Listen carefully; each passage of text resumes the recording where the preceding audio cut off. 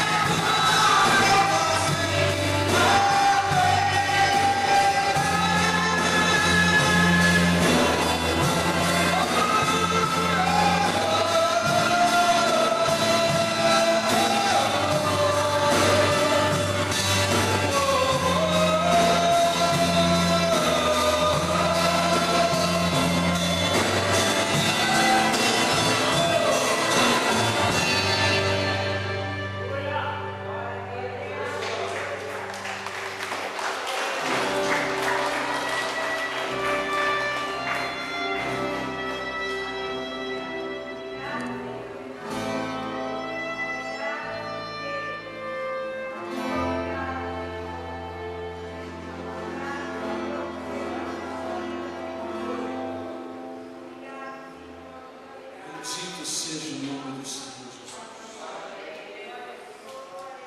Irmãos, quando nós declaramos que Teu é o reino, Teu é o poder e Tua é a glória para sempre, nós dizemos quem é o nosso Deus. Nós dizemos quem Ele é. Eu tenho uma visão profética de um dia em que isso seja feito espiritualmente, mas se puder ser feito fisicamente, eu vou ficar mais feliz.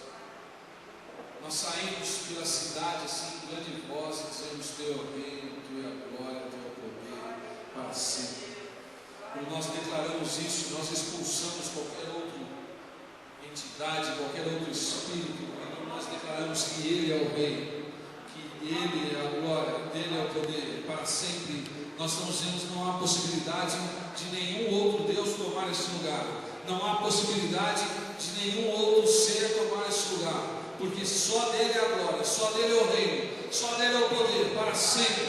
E fazendo isso pelas ruas da nossa cidade, nós vamos estar declarando que esta cidade pertence ao Senhor Jesus, e vamos ter paz na cidade, vamos ter ordem na política, vamos ter uma cidade onde os nossos filhos, nossas crianças possam crescer, possam ter boas referências, possam ter bons estudos, um local decente. A igreja faz parte, irmãos, desse mover social, se ela cumprir o seu chamado, ganhando vidas e declarando a glória do Senhor por onde ela passar. Eu tenho esse sonho e nós vamos com certeza um dia executá-lo para a glória do nome do Senhor.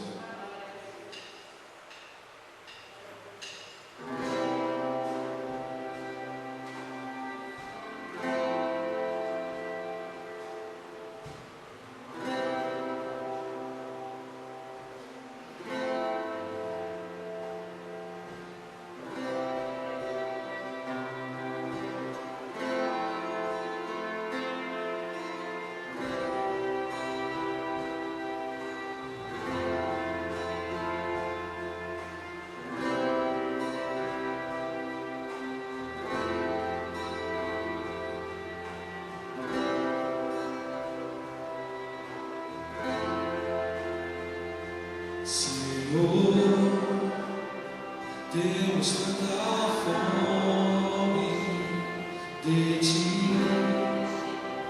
temos tanta sede de Ti, de Ti, de Ti.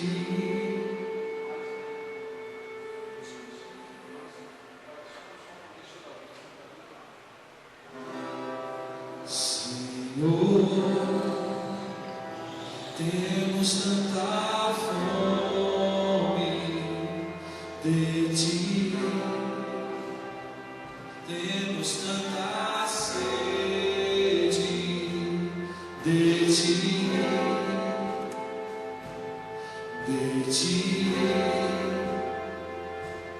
de ti, Senhor, de ti, Senhor.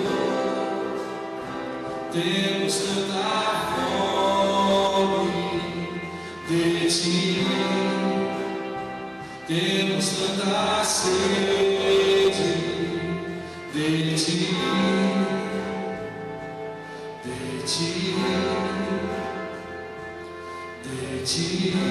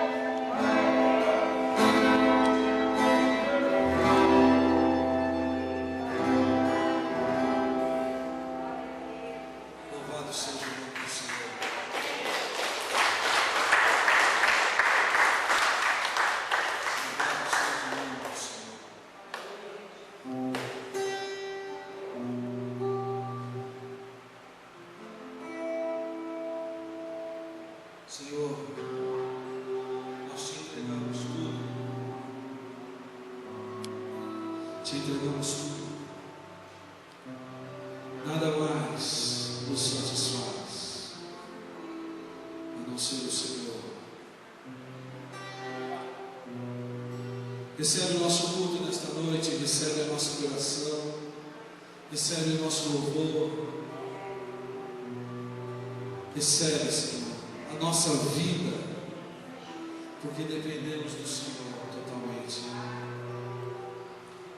Sara a nossa casa, sara os nossos traumas, a nossa vida. Sara-nos, ó Deus, sara-nos. Abre a nossa mente, abre a nossa mente para a verdadeira adoração, abre a nossa mente para a nossa verdadeira dependência de Ti. Nada mais satisfaz nossa alma. Nada mais satisfaz minha alma. Nada mais satisfaz minha alma. Só Jesus, só Jesus, só Jesus, só Jesus.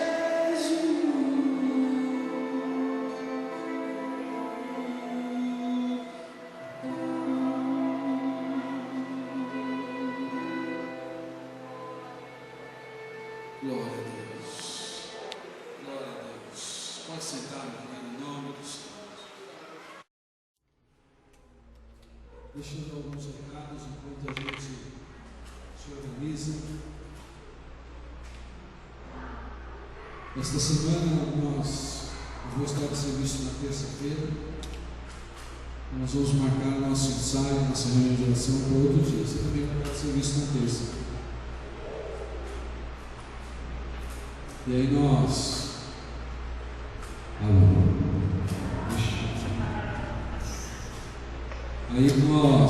só põe um pouquinho mais de volume desse aqui.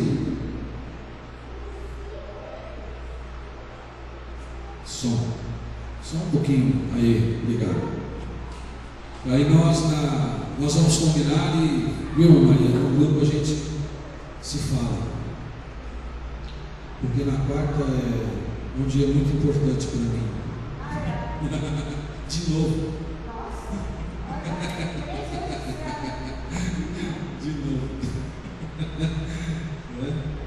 E por várias razões, graças a Deus. A mais importante delas é meu aniversário. 45 anos. Tá bom, né? Eu sei que vocês estão dando 55, mas eu ainda estou nos 45. Seja bem-vindo, minha irmã, em nome de Jesus. Quero dizer que a irmã Maria me comunicou hoje que o bazar, ela está cuidando do bazar na casa dela, levou as peças de roupa para lá, e ela está vendendo ali na casa dela. Estou fazendo essa dinâmica, e pela graça do Senhor já vendeu essa semana, e eu pedi a ela que no grupo da igreja colocar tudo o que aconteceu no bazar. Assim eu peço que todos os ministérios que estão se levantando na igreja, aquilo que for feito nos ministérios, comunique no grupo, porque aí toda a igreja vai saber o que é que está acontecendo na nossa igreja. Tem muita coisa acontecendo que não aparece aqui na hora do culto, na hora do louvor. Então, os ensaios que a gente vai ter, publica, coisas que estão acontecendo. O que for para tratar dentro do grupo, tem os grupos para tratar, mas anunciar à igreja o que é que está sendo feito. Eu queria também anunciar aos irmãos que o irmão Vitor, fica de pé, irmão Vitor. O irmão Vitor, aí a irmã, junto com a irmã Daniela, sua assessora, são os nossos tesoureiros da igreja. Aleluia. Você pode aplaudir o Senhor por isso? Glória a Deus. Então o irmão aceitou o desafio, né? Está nos ajudando. Glória a Deus, é assim que deve ser. Assim que deve ser. Então, o irmão, desde o domingo passado, o outro já tem tomado conta das questões financeiras nossas. E eu espero que agora o Senhor repouse sobre a sua casa, a sua família, para que vocês façam isso com temor, com tremor, na presença do Senhor. Deus abençoe. Obrigado. Então, pode ser, obrigado. Então, nós estamos crescendo e nós precisamos também, quero falar depois com o Lucas, depois do culto, a irmã Soledade e o irmão Sebastião não puderam vir. Mas nós recebemos os novos membros com um curso chamado Bem-vindos. Eu quero te convidar aí, tá bom? Depois do culto a gente se fala. É simples, tem uma apostila que custa R$800, né? E o curso demora 4 anos e meio. É só um curso de bem-vindos, né? Nada mais. Coisas básicas, né? Que a nossa igreja faz, né? Uma coisa simples, né? Mas depois a gente conversa, Lucas você tem percebido a presença dele aqui, né? Chegou e para a glória do Senhor tem nos ajudado bastante. Assim seja com todos aqueles que vieram, em nome do Senhor Jesus. Outro recado que eu gostaria de dar aos irmãos é sobre os nossos dízimos e as nossas ofertas. Você que fez o Bem-vindos sabe que nós não somos uma igreja que vamos fazer campanhas e arrecadar dinheiro. Nós não estamos aqui para isso, né? Entretanto, ofertar ao Senhor, sacrificar a Ele, dizimar os seus bens, isso é bíblico e é justo para todo aquele que ama e teme ao Senhor. Para todo aquele que ama e teme a palavra do Senhor deve ter este comportamento de ofertar, o comportamento de dizimar. A palavra nos dá muita base para isso, e eu peço a você que obedeça ao Senhor, não por uma questão estrutural da nossa igreja, porque o Senhor tem nos suprido de forma assim, de fontes que só Ele sabe. Mas a questão não é a estrutura ou a igreja, a questão sou eu. A questão sou eu. Quando eu sacrifico a minha oferta, o meu dízimo no altar, eu estou adorando a Deus. Eu estou adorando a Deus. Quem participou do grupo de música sabe que a adoração é o quê? Qual é a definição de adoração que nós concluímos lá? Ninguém lembra mais. Lembra, Daniel? Você lembra, claro. É entrega total. Adoração é? Então diga comigo, igreja, adoração. Não, está fraco. Adoração é entrega parcial. Hã? Mas o pastor está falando que é parcial, gente, ajuda aí. Aí você não precisa dizimar 10%. Tem o Black Friday do dízimo. Aí você pode negociar com Deus. Aí se você aceitar essa minha palavra, que a adoração é parcial, você não precisa ofertar algo que te custe. Mas você pode ofertar o que sobra. O que vocês acham? Hein, Lucas? O que você acha dessa proposta aí? Mas você entendeu o que eu quis dizer. Você entendeu o que eu quis dizer? Nós não podemos, meus amados, negociar aquilo que é inegociável, que é a nossa adoração. Assim como nós estamos ministrando ao Senhor com música e cantando ao Senhor, nós estamos adorando com a nossa voz, com a nossa expressão. Você precisa considerar quem é Deus para você. Quando você canta, teu é o reino, teu é o poder. Eu fui muito abençoado pela adoração dos meus jovens aqui hoje. Eu gosto de olhar para quem está adorando, porque olhar para quem está olhando para o teto não me faz bem. Eu vou olhar, quando eu vi os meninos aqui,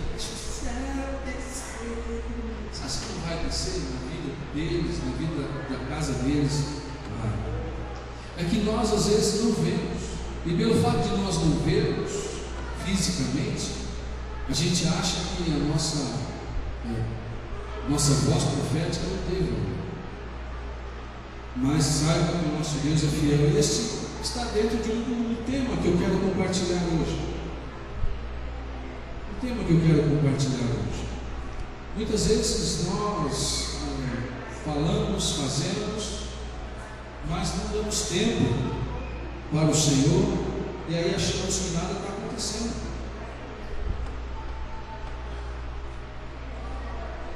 E isso não é verdade. Deus, quando lança a sua palavra, Ele tem certeza que ela não vai voltar para Ele sem cumprir aquilo pela qual foi designada. A palavra de Deus não volta para Deus sem cumprir aquilo que lhe foi designado. Por isso que Deus não é um falastrão, por isso que Deus não precisa falar muito. Deus fala uma vez só.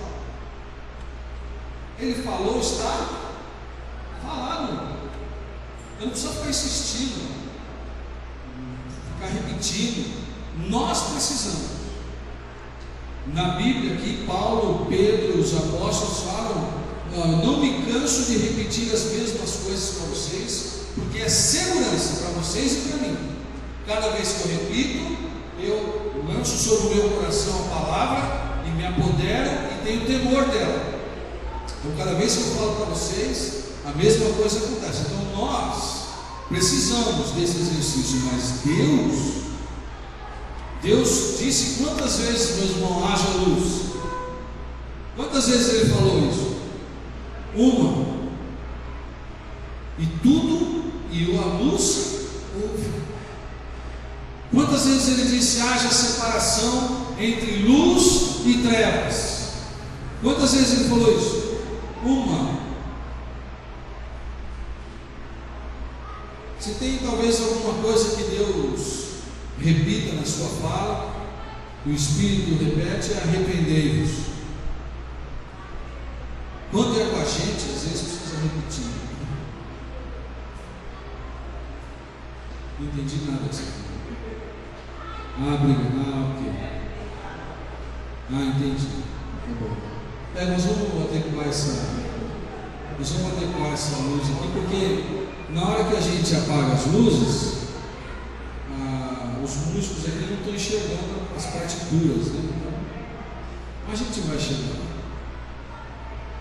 Portanto, meus amados, como o Senhor tem poder, e o poder dele é infinito e ilimitado, e se Ele falou, vai cumprir, nós devemos adorá-lo em espírito e em verdade, porque o Senhor procura quem assim faça, e só pode adorar em espírito e em verdade aqueles que têm o Espírito Santo de Deus, porque não é possível se achegar a Deus sem a direção do Espírito.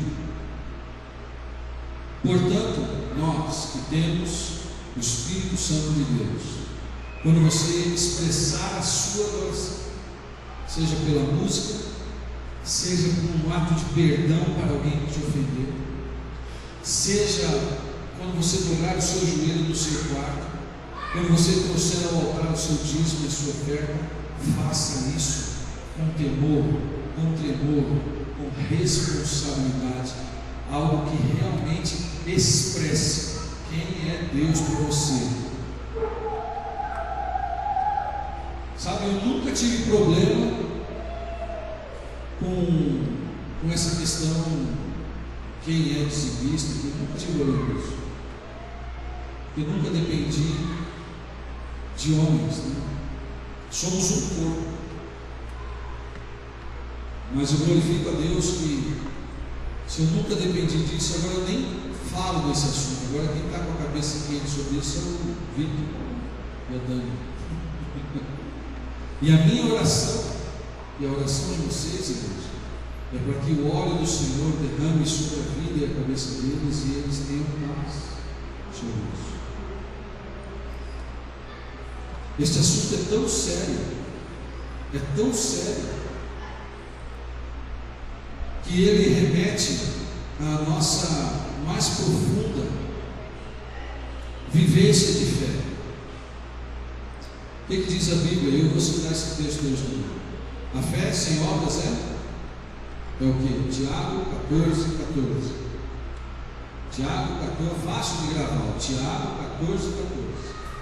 Põe lá, vê se eu estou certo aí. Tá? Põe Tiago 14,14. Só falta eu estar errado. Põe Tiago 14,14 não. Espera aí, errei. Não tem 14 capítulos. É 4,14? Pode ser. Espera aí que eu vou achar. Não, eu estou confundindo o texto. Menino? Espera aí. Confundi o texto. Isaías 14,14 é outro texto. Confundi o livro. Espera aí. É Tiago.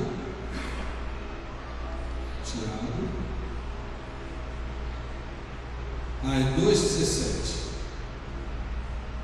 O que diz aí? Capítulo 2, versículo 17.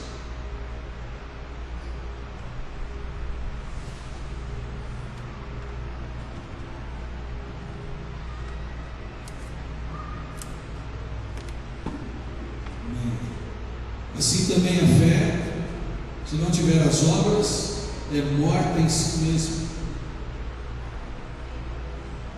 Se você confessa Jesus Cristo e não se comporta, não tem atitudes que sejam coerentes à sua fé, a sua fé é morta. A minha fé é morta. Se o Senhor me manda perdoar e no primeiro sinal de ofensa eu retorno com ofensa, minha fé é morta. Se o Senhor me manda servir, quando eu tenho a oportunidade de pegar um copo d'água para alguém que está com sede, e por puro capricho não faço, a minha fé é morta. Não adianta eu declarar tudo que eu estou declarando, não adianta nada. Não adianta nada. E eu não vou colher nada, por mais que eu fique 10, 20 anos na igreja, não vou colher nada. Então, tudo isso, para dizer esse terceiro item que eu queria dar aos recados, e já introduzi boa parte da mensagem que eu quero compartilhar com você hoje, alertando a igreja. Eu tenho a obrigação de alertar a igreja, é minha obrigação, como líder, como seu pastor. Eu tenho a obrigação, porque um dia eu vou estar diante do Rei dos Reis, e Ele vai me perguntar se eu ensinei direito, se eu não tive medo, de ser politicamente correto. Isso, olha, esse politicamente correto aí, sabe quem inventou isso? Não foi a palavra que inventou isso. Eu serei cobrado, assim como eu serei cobrado da minha casa, da minha família. Para você ter obrigação de compartilhar a verdade com as pessoas. Você tem obrigação. Então esta é a minha obrigação. E eu quero alertar você, para que você oferte, exime e adore ao Senhor integralmente. Pastor, eu não consigo. É o primeiro passo. Dizer que não consegue. O primeiro passo é esse. O primeiro passo é chegar diante do Senhor e dizer assim: eu sei que o Senhor quer tudo, mas eu não consigo entregar tudo. Eu preciso que o Senhor se revele a mim. E isso vai te levar à intimidade, isso vai te levar a buscar a Deus, isso vai te levar a se aproximar de Deus, e Deus vai ter, por meio do Espírito Santo, a oportunidade de curar você, porque você está confessando o seu pecado, confessando o seu limite. Isso não é vergonha, isso é honra. Isso não é vergonha, isso é honra de pessoas que querem a verdade, viver a verdade, cultivar a salvação dentro do seu interior, salvação verdadeira, aquela que vai tratar comigo, que vai esmiuçar o meu eu, a minha mentira, vai expor a minha vergonha, e no final vai me levar para perto dele. Diga, eu quero dizer uma coisa para você: todo aquele que confessa o Senhor Jesus será salvo. Amém? Mas dentro da doutrina da salvação, e esse é um assunto, a Dani tem me cobrado estudos bíblicos, e outros irmãos têm me cobrado estudos bíblicos, e eu fico muito feliz. Eu quero ser cobrado mesmo, porque eu tenho que acelerar o passo, estou muito devagar, então eu quero ser cobrado por isso, porque é justo que vocês me cobrem acerca disso. Então, dentro da doutrina da salvação, a Bíblia diz que quando formos salvos, a igreja, deixa eu contar um pouco o raciocínio. Assim, irmãos, a igreja será arrebatada, amém? Todo aquele que crê no Senhor Jesus, que está andando no Senhor Jesus, que tem o seu coração nele, será arrebatado, amém? Glória a Deus, glória a Deus. Este arrebatamento será para cearmos com o Senhor. Entretanto, a igreja precisa ser purificada antes de sentar à mesa. A Bíblia diz que o juízo virá primeiro sobre a igreja, porque seria muito injusto de Deus julgar o mundo sem julgar a gente primeiro. Que autoridade o Senhor teria para julgar os que não creem nele, se os que creem nele não passaram por juízo? Você está entendendo esse princípio ou não? É um princípio, irmãos. Se eu não educo os da minha casa, que autoridade eu tenho para educar os meus irmãos da igreja? É um princípio.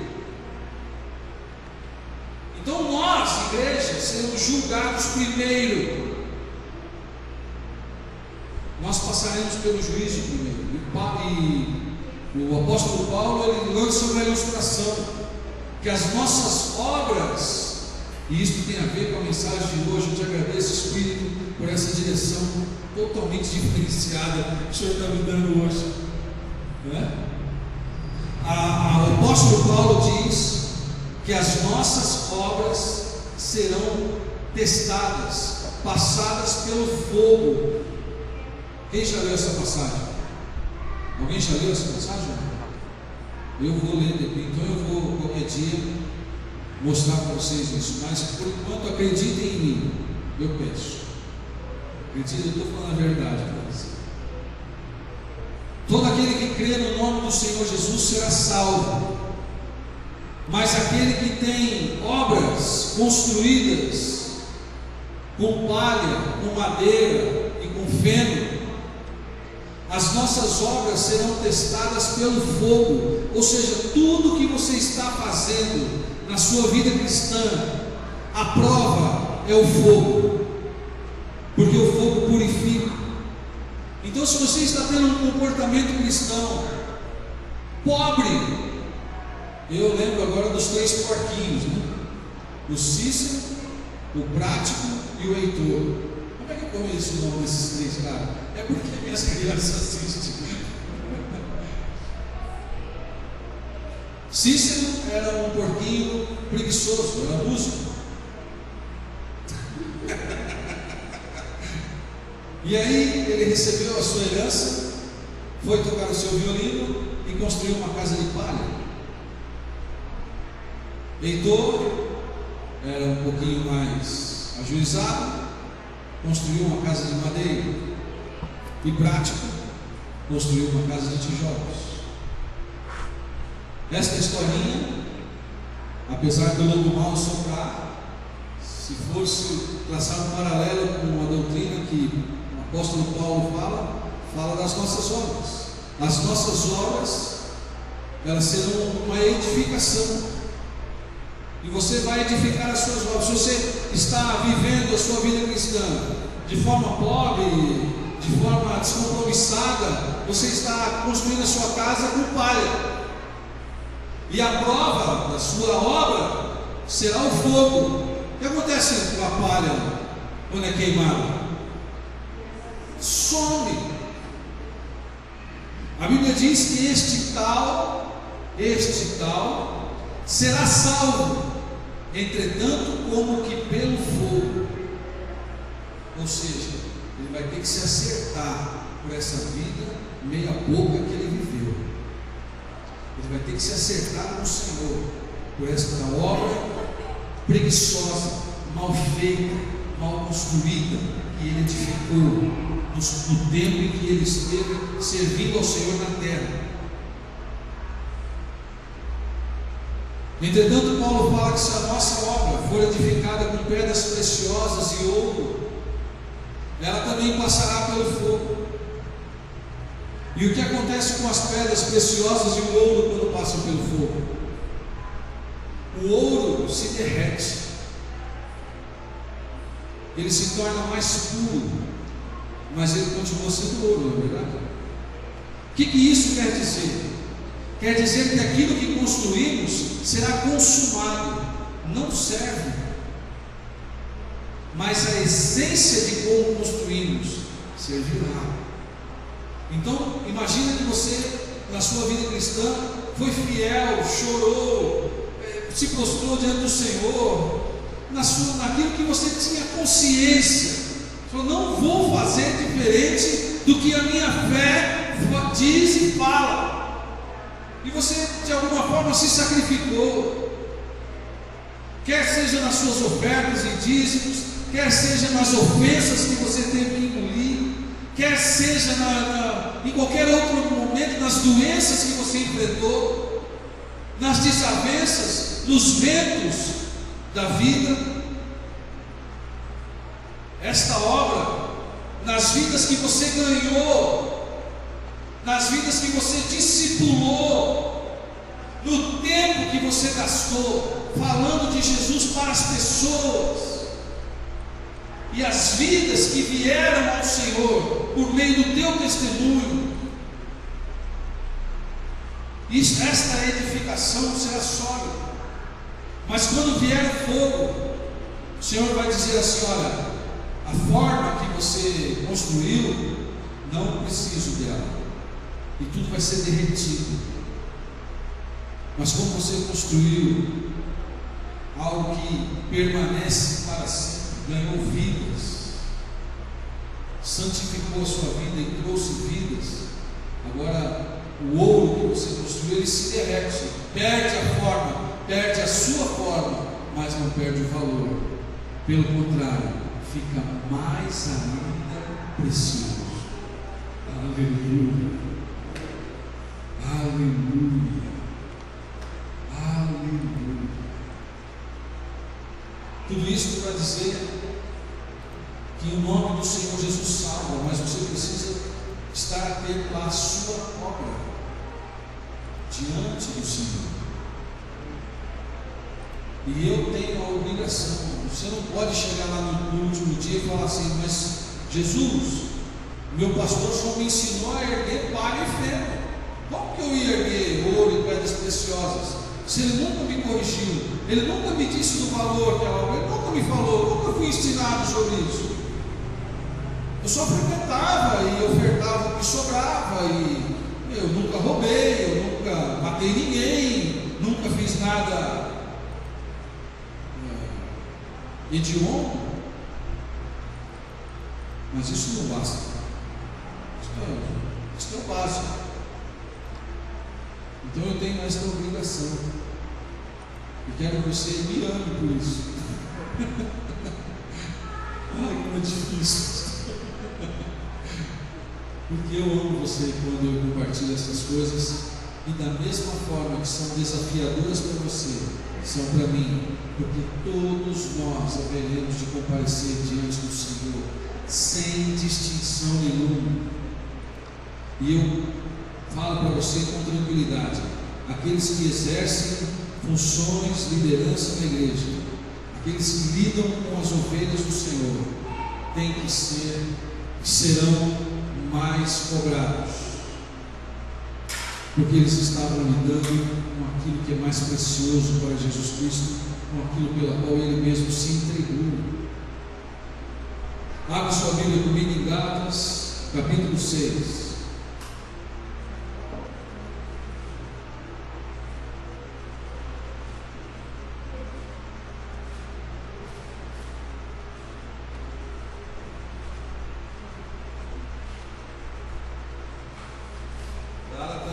é antes de Efésios,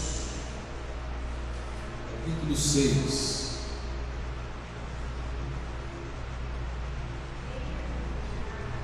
Vamos ler a partir do versículo 1 até o versículo 10. Telão, é isso aí. Quem achou, dá glória aí. Quem não achou, vai lá no telão. Telão. Cadê o telão? Telão. Já fala logo, que nem o meu querido ali, já fala telão. Quando aparece no telão, irmão, já tem que falar telão. Né? Aleluia. Posso ler? Gálatas capítulo 6, versículos de 1 a 10.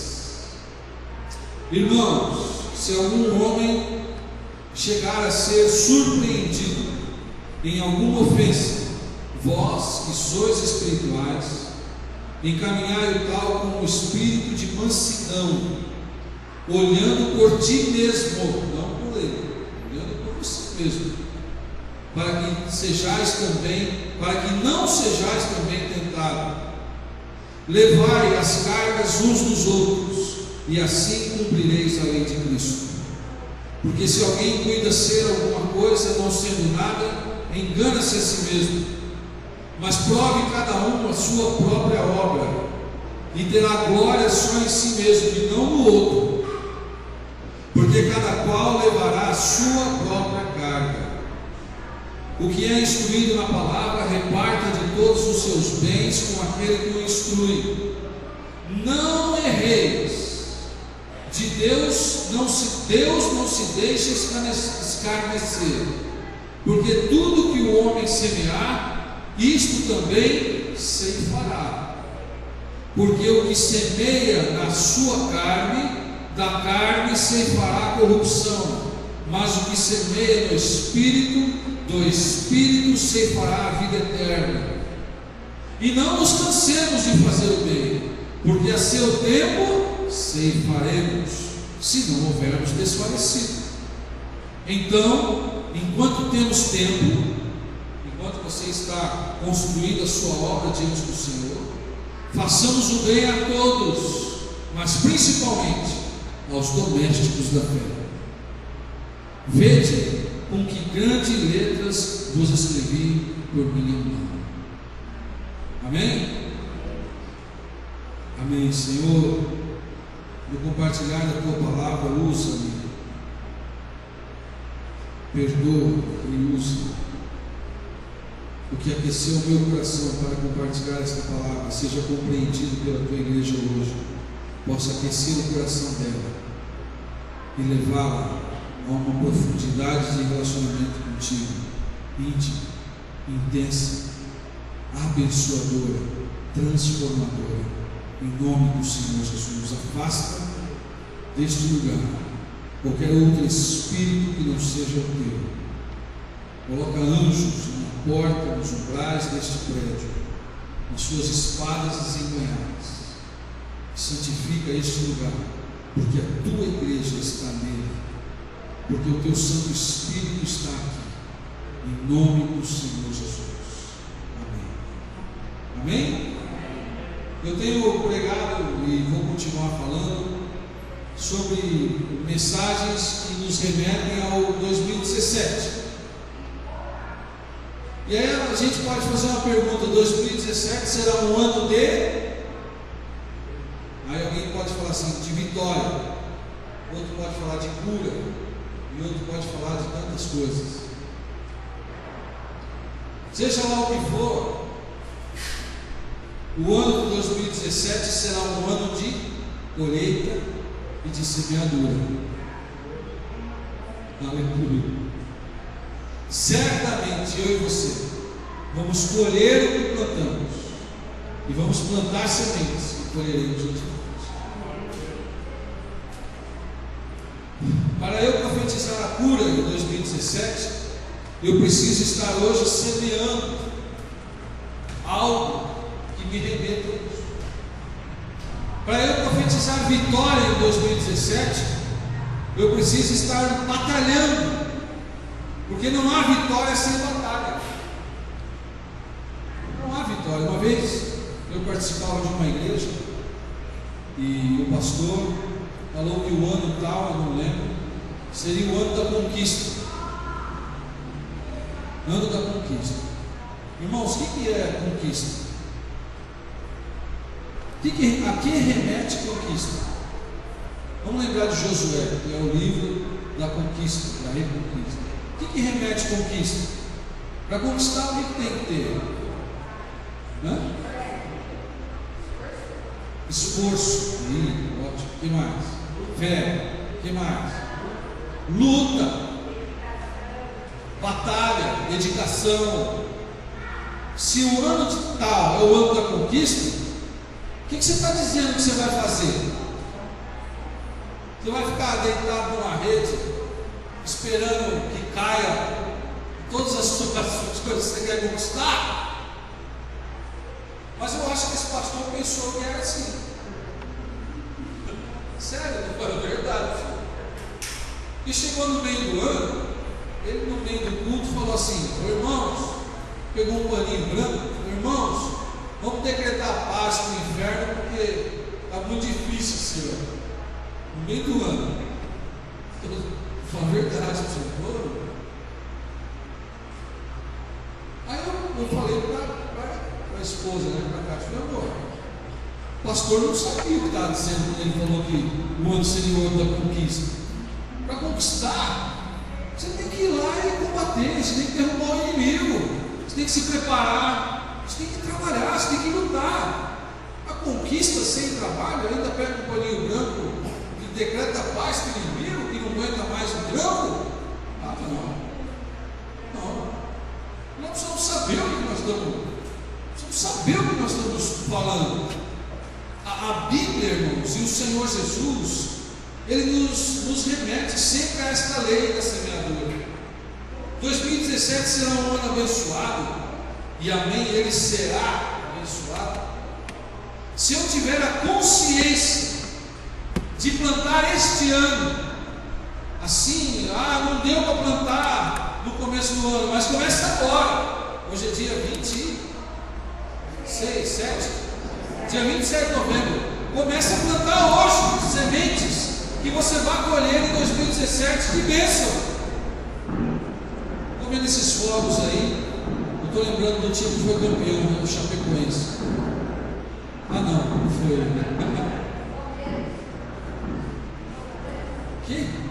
Como o senhor ousa citar esse nome aqui? Brincadeira. Foi o Palmeiras, foi campeão hoje. E aí na entrevista, a gente já estava saindo para vir para a igreja, eu estava na casa do Luciano, e aí na entrevista o comentarista falou assim: o Palmeiras conquistou esse campeonato 2 anos atrás,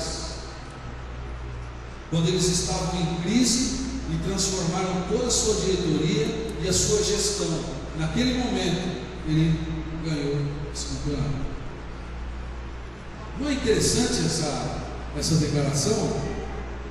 Ele ganhou esse campeonato 2 anos atrás, quando ele começou a reestruturar a sua equipe, o seu trabalho, a sua estrutura, e por fim, após 2 anos, colheu a vitória do Campeonato Brasileiro.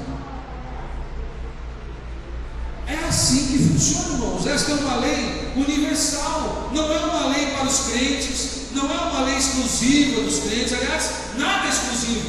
Deus é o Deus de todos. Aleluia. Não há outro Deus senão o nosso Deus. As leis que Ele estabeleceu são para todos.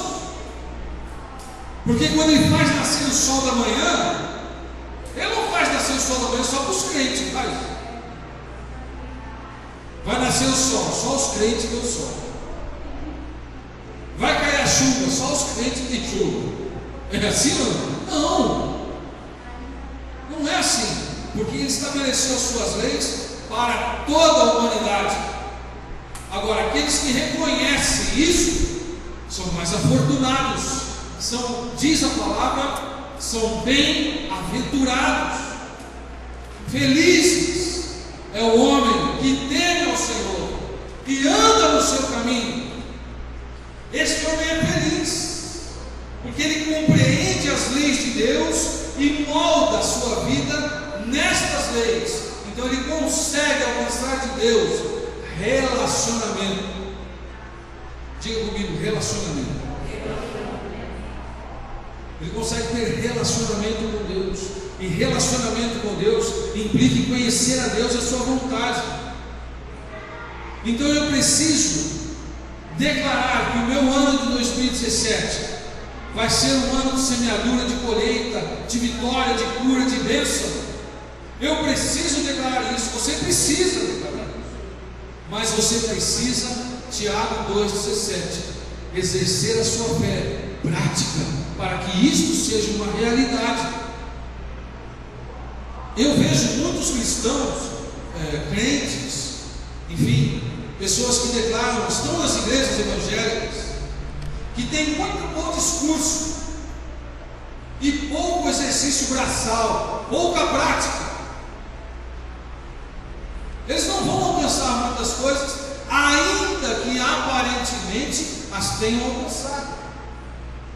Porque se você for uma pessoa de bom argumento, se for uma pessoa bem relacionada, enfim, você pode alcançar muitas coisas.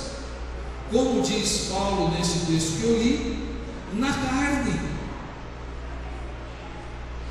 E estas coisas da carne não vão permanecer. As conquistas da carne não vão permanecer. Elas não vão nem ser provadas por Deus. Como eu disse para você que vão ser provadas, não são as conquistas da carne que serão provadas por Deus. As conquistas que serão provadas por Deus pelo fogo no dia do juízo da igreja são as conquistas espirituais, as conquistas da fé. Estas serão provadas. Nós precisamos entender que Deus nos dá sementes, e quando não houver saída, Ele vai abrir o mar. Mas Deus, na sua essência, trabalha com sementes. Ele prefere filhos sadios, maduros, seguros, semeando boas sementes, a ter que fazer milagres toda hora para salvar o desobediente. O que o senhor está dizendo, pastor? Está dizendo que Deus errou quando abriu o mar? Para. Eu estou dizendo que Deus opera grandes milagres quando não há salvação, quando não há nada. Quando tudo que é humano acabou, Deus vai operar grandes milagres na tua vida. Esteja certo disso, aleluia. E creia, porque este é o nosso Deus. Mas saiba de uma coisa: Deus prefere muito mais um filho obediente a um filho que tem que socorrer toda hora. Imagina que você tenha 2 filhos. Um filho é prudente, o outro sai aí fazendo as coisas que dá na cabeça. Esse prudente, você vai ensinando e ele vai construindo a sua vida, e ele vai trabalhando a sua vida. Quando ele tiver 30 anos, ele está sólido, ele está bem colocado socialmente, ele está no seu casamento e ele pode conquistar a sua autonomia e desfrutar do seu trabalho e da sua vida, porque ele foi prudente. Já o tolo saiu confiando que o pai sempre o ajudaria, e com certeza o pai sempre o ajudou, mas quando ele tiver 30 anos, ele ainda estará dependente do pai.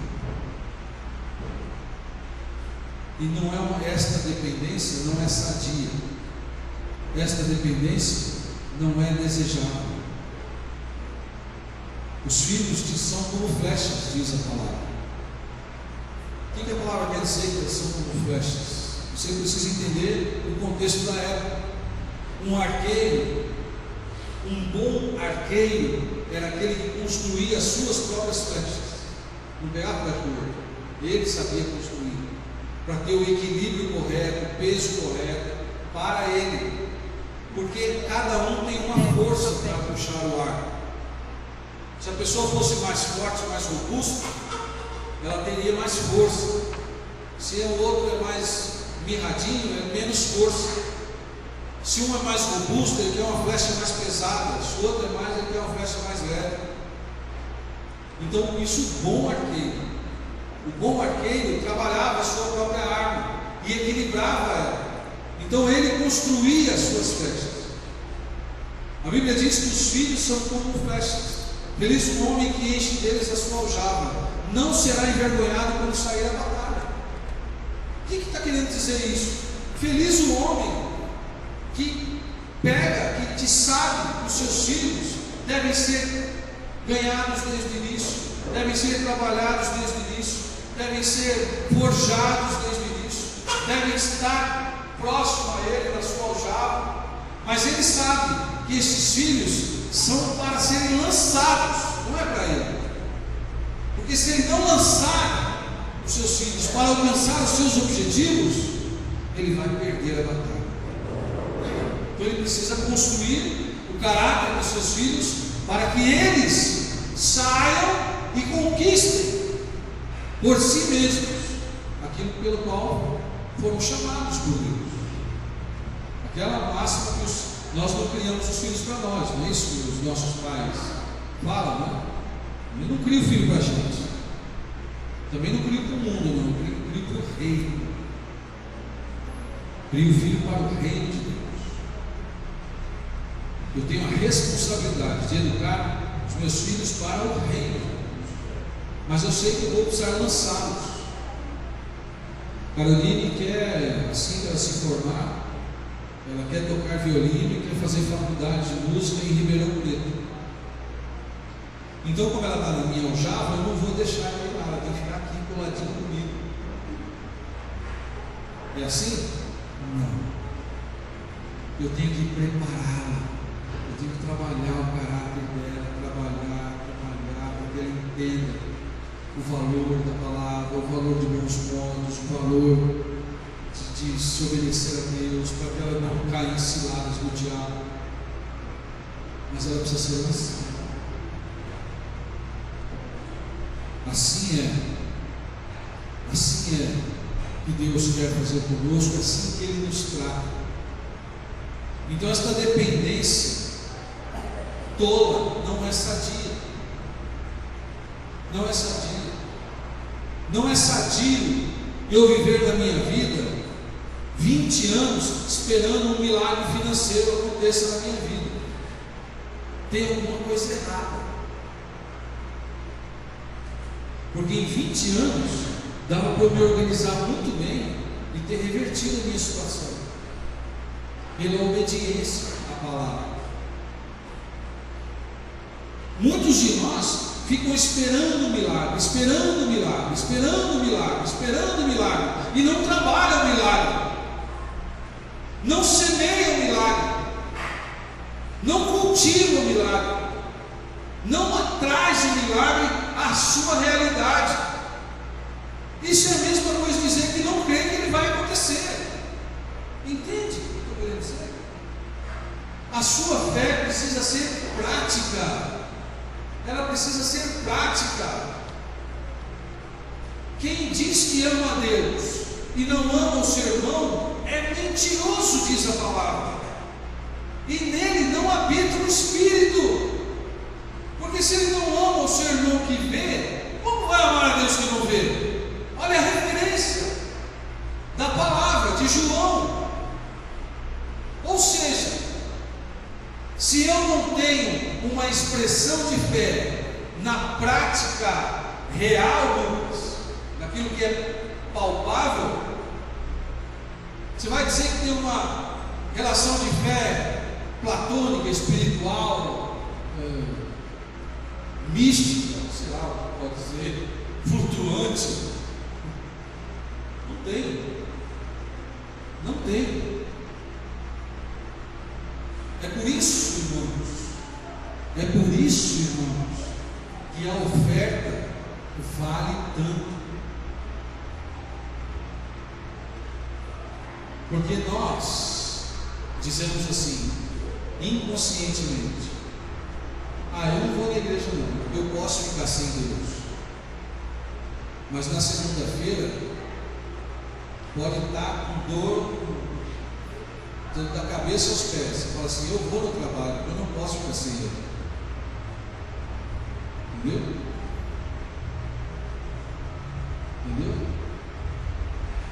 Estas são as questões que nós temos que pensar. Porque nós estamos entrando um novo ano, um novo ciclo, tudo novo, tudo vai se renovar, novas esperanças, novas possibilidades, tudo vai se repetir, os meses vão se repetir. Vou falar para você, o pior mês de 2016 para mim foi fevereiro. Que mês! E eu já estou aqui em novembro, entrando em dezembro, pensando, eu não posso viver um fevereiro de 2017 igual ao de 2016. Eu tenho que semear sementes novas, eu não posso. Aí não importa a área que eu estou dizendo para você, eu não posso. Então eu tenho que me corrigir. O maior milagre de Deus na nossa vida, irmãos, o maior milagre de Deus na nossa vida é a salvação, é a certeza de que Deus está comigo e que eu estou seguro. A maior bênção de Deus na minha vida é a segurança. E aí eu me lembro de Josué. Josué foi um homem que foi desafiado a um grande trabalho, reconquistar a terra. E Deus falou com ele no início do livro: olha, seja forte e corajoso, eu estarei com você. Seja forte e corajoso, não temas, eu serei contigo.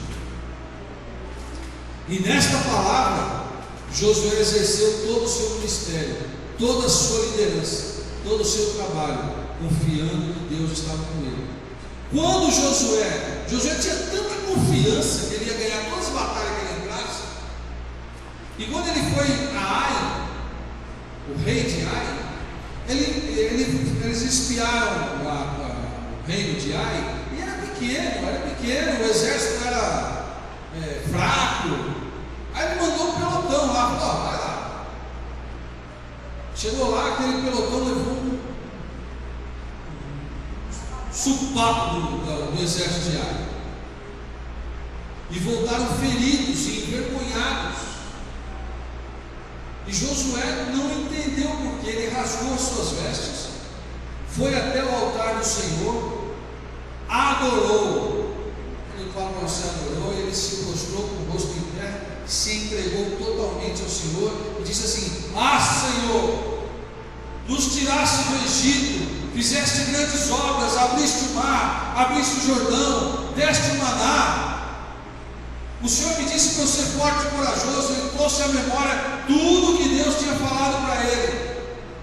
E o exército perdeu para esse mirradinho desse exército ali. Tem alguma coisa errada.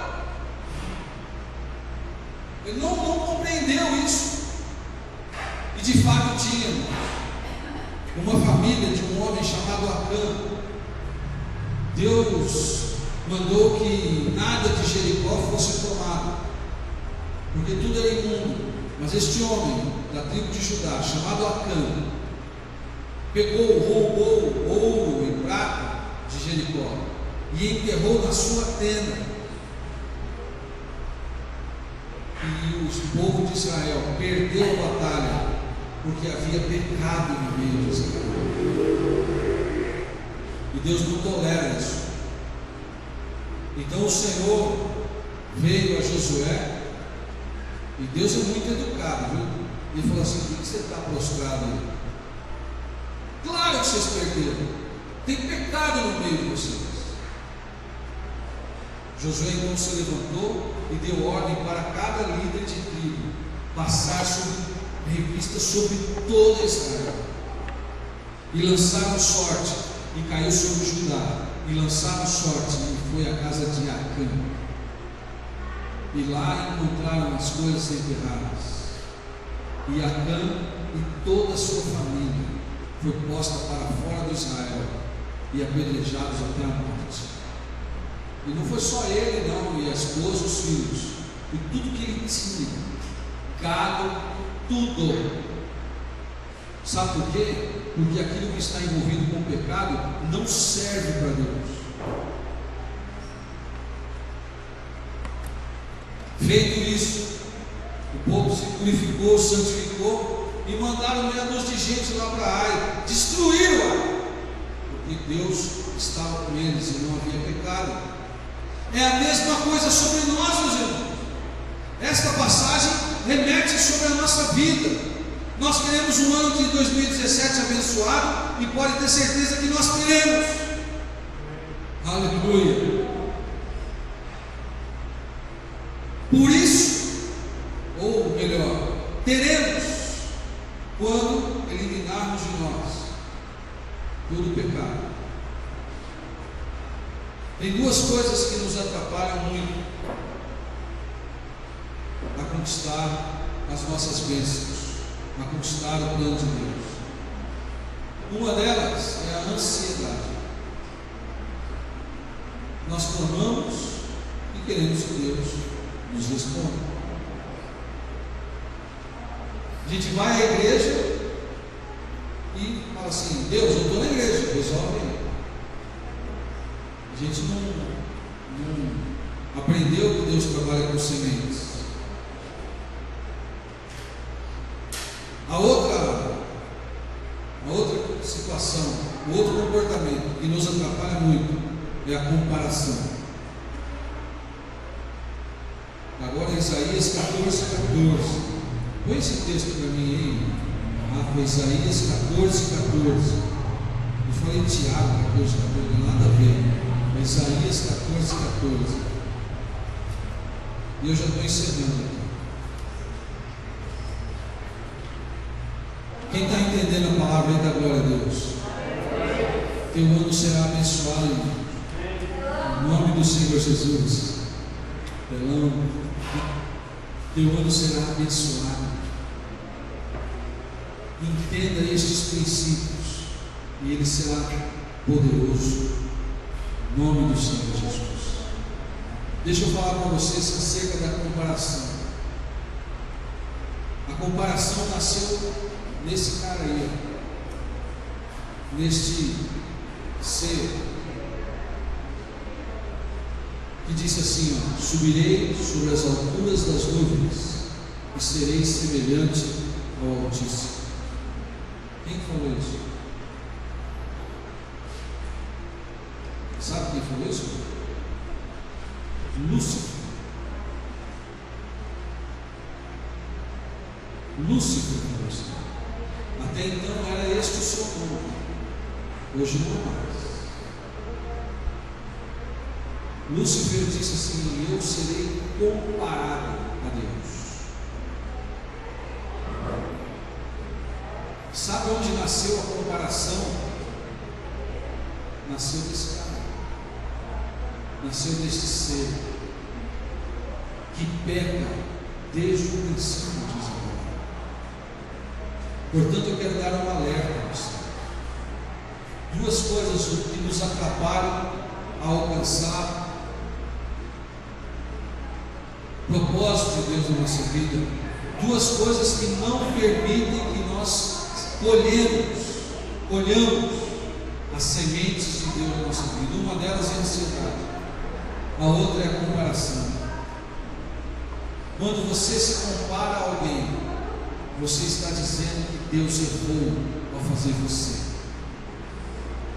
Quando você se compara a alguém, você está dizendo que Deus não sabe o que faz, porque Ele errou quando fez você.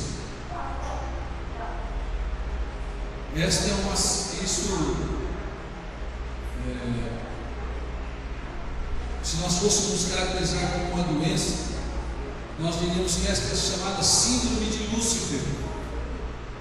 Aquele que não reconhece quem é e quer ser o outro. Síndrome de Lúcifer, resumindo, é isso: é aquele que não reconhece quem é e quer ser o outro. Este caminho é um caminho perigosíssimo, é um caminho da rebeldia, é o caminho que vai levar você a buscar outras fontes que não a fonte santa e pura do Senhor Jesus. Nunca se compare a ninguém. Você é único, você é única. Quando o Senhor fez você, Ele não errou. Aleluia. Quando Ele fez você, Ele não errou. Aleluia. Ele acertou. Agora o pecado distorceu muito do propósito do plano de Deus para nós. Mas a boa notícia, eis o Cordeiro de Deus que tira o pecado do mundo. Aleluia. Então o pecado que nos distorceu já foi vencido. Aleluia. E você hoje é uma pessoa plenamente capaz da presença de Deus. Meu irmão, minha irmã, não caia na cilada da síndrome de Lúcifer. Não fique se comparando a ninguém. Quando você se compara a alguém, você entristece o coração do seu Pai, você entristece o coração do seu Deus, e não presta atenção no plano dele para você. Você não vai conseguir ouvir a voz de Deus para a sua vida, e vai ficar sempre olhando para os outros, comparando os outros, vendo o que os outros fazem, o que os outros são, o que eles têm, o que eles não têm, e a sua bênção, e a sua visão, como diz a pastora, o seu destino profético, aquilo que Deus preparou para você, não vai chegar, porque você não está prestando atenção em si. Veja aqui, Gálatas 6, 5, é o texto inicial da nossa palavra. Porque se alguém cuida ser alguma coisa, não sendo nada, engana-se a si mesmo. Se alguém cuida ser alguma coisa, não sendo nada, engana-se a si mesmo. Mas prove cada um a sua própria obra, e terá glória em si mesmo e não no outro. Para, meu irmão, porque cada qual levará a sua própria carga. O assunto é comigo, é individual. Eu não tenho que ficar comparando o meu dom com o dom de ninguém, irmãos. Você é único, o Senhor te fez. Você não tem que comparar-se a ninguém. Você é único, única. Naquela canção, né? Você é o espelho que reflete a imagem do Senhor. Apesar de ser um pouco emotiva demais essa canção, né? Mas ela fala uma verdade. Ah, eu sou assim, eu sou assado. Você é exatamente o que Deus quis que você fosse.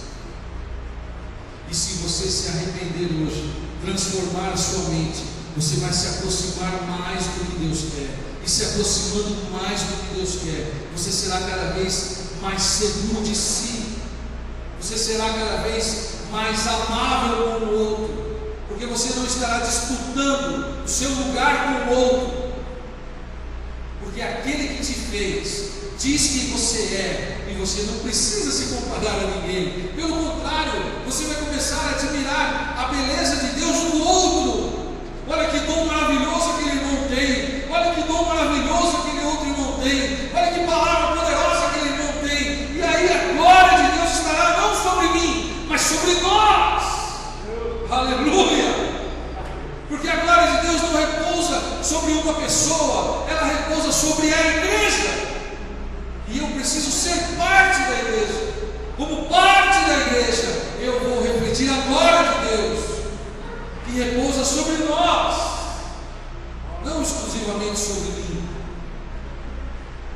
Portanto, quando o irmão trazer o seu dom, adorar ao Senhor com o seu dom, e fazer aquilo que ele sabe fazer melhor, ele deve ser incentivado a fazer isso cada vez melhor e mais, porque neles repousa a glória de Deus. Agora o preguiçoso não, aquele que está vivendo assim de Lúcifer não, ele não quer que ninguém brilhe, ele não quer que ninguém cresça, ele quer ele ser comparado ao Altíssimo, ele quer ele ter a glória, ele quer ele ter a resposta, o nome dele precisa estar lá. Meu nome não precisa estar lá, precisa estar o nosso nome. Agora, se o meu nome estiver lá, qual o problema? Não tem problema nenhum também. A questão é como eu me comporto com relação a isso. Portanto, você é único. A glória do Senhor virá sobre a sua vida em 2017, se você entender isso e não se comparar a ninguém. Fala para a pessoa do seu lado: você é único, não se compare a ninguém. Fala para ele. Não se compare a ninguém. Isso, fala aí para mim. Ô Lucas, fala para mim: você é único, não se compare. Rafael, você é único. Não se compare a ninguém. Não se compare a ninguém. Aleluia. Fique em pé comigo, em nome do Senhor Jesus. Quero que você saia daqui com esta certeza. E quero que você se corrija quando você estiver falando alguma coisa. Quando você estiver falando alguma coisa e você perceber que você mesmo está se diminuindo em razão do outro, se comparando e considerando, você vai dizer o mesmo: não, eu aprendi que não devo fazer isso, porque isso não agrada o meu Deus que me fez. Peça perdão ao Senhor: Senhor, eu me arrependo agora. Ai, me ajuda. Peça perdão ao Senhor, se arrependa e volte a sua adoração. Meu irmão, se você se acha inferior ao outro, como você vai adorar a Deus? Preste atenção. Como você vai entregar a sua adoração? Como você vai chegar diante de Deus feliz? Como? Você precisa entender quem você é para chegar diante de Deus feliz. Senhor, obrigado. Obrigado, Senhor. Eu tenho muitos limites, Deus. Meu joelho dói, minha coluna dói, mas eu te dou graças porque o Senhor me fez assim. Olha, Deus, se o Senhor puder me curar, eu vou te agradecer. Mas se o Senhor não puder me curar, me ajuda a viver, a compreender os teus planos, porque eu sei que o Senhor me fez único, para um propósito único, e este é o último dia, eu terei que dar conta ao Senhor deste propósito. Portanto, sara as minhas emoções, sara o meu coração. Talvez você, na sua infância ou no meio da sua família, foi rejeitado, recebeu palavras de desprezo, palavras que deixavam você minorizado, se sentindo menor, e você acreditou nelas.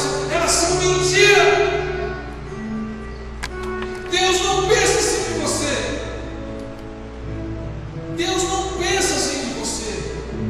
Quando alguém liberar palavras sobre a tua vida, rebaixando você, não precisa brigar com ela, não precisa revidar a ela.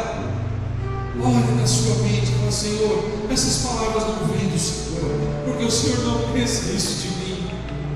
Aleluia. O Senhor sabe que eu sou pecador, o Senhor sabe que eu tenho meus defeitos, o Senhor sabe que eu tenho os meus limites, mas o Senhor, como é um Deus amoroso, jamais dirigiria palavras assim.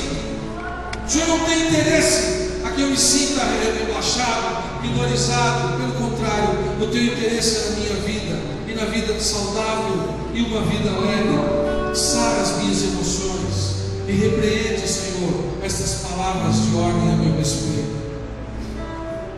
Eu sou único, eu fui criado pelo Senhor, e o Senhor desde o ventre da minha mãe, ainda que ela tenha me rejeitado, o Senhor me amou, porque eu não morri, eu estou vivo. Ainda que minha mãe tenha me rejeitado, o Senhor me aceitou, porque Ele me deixou vivo para dizer isto. Aleluia. Nada pode tirar a glória de Deus sobre a tua vida. Nada pode tirar a glória de Deus sobre a tua vida. Nada pode tirar. Não sofra da síndrome de Lúcifer. Pelo contrário, em nome do Senhor Jesus, seja curado dela. Não aceite ser comparado com nada, nem com ninguém. Aquele que te criou sabia bem o que estava fazendo. Creia nisso. Põe a mão no seu coração. Diga assim: aquele que me criou sabia bem o que estava fazendo. Por isso, Eu sou grato. Amém. Glória a Deus.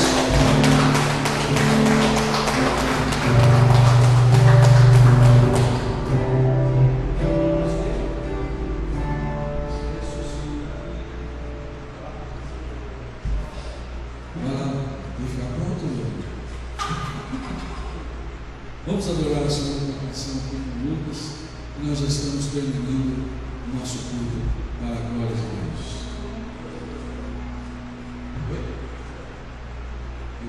Quanto?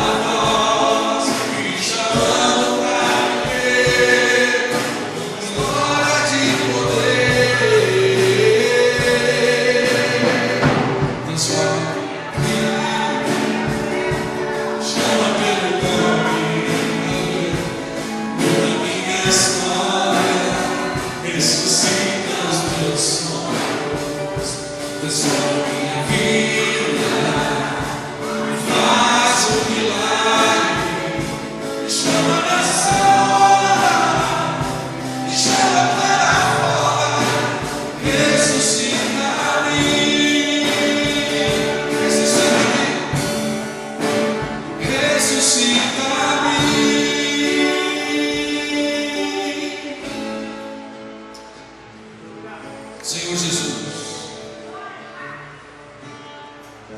que o povo aqui presente, cada alma aqui presente, compreenda o valor que ele tem para o Senhor.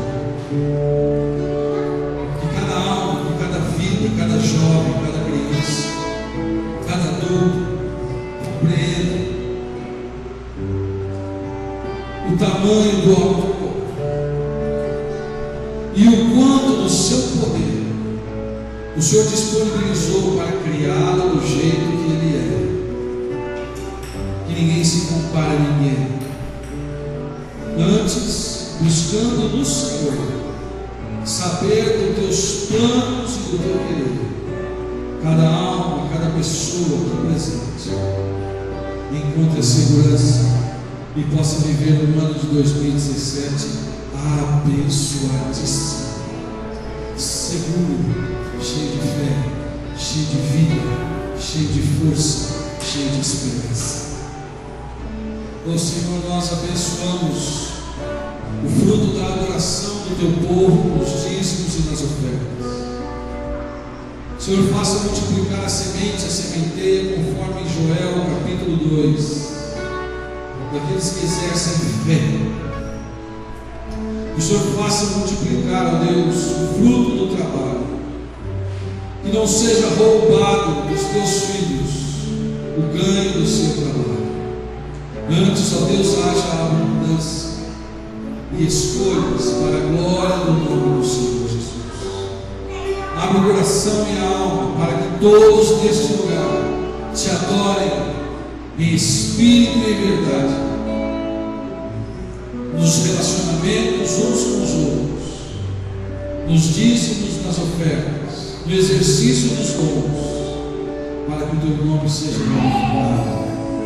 Nós intercedemos por esses pedidos de oração e declaramos, ó Pai, sobre eles a tua palavra, de que nenhum deles ficará sem resposta, porque o Senhor disse que ninguém que viesse ao Senhor ficaria sem resposta. Fundamentados na tua palavra, nós pedimos que o Senhor responda a cada um destes pedidos, em nome do Senhor Jesus. Eu ordeno a bênção sobre a tua igreja esta semana. Cada um aqui seja guardado, cada um aqui seja amparado.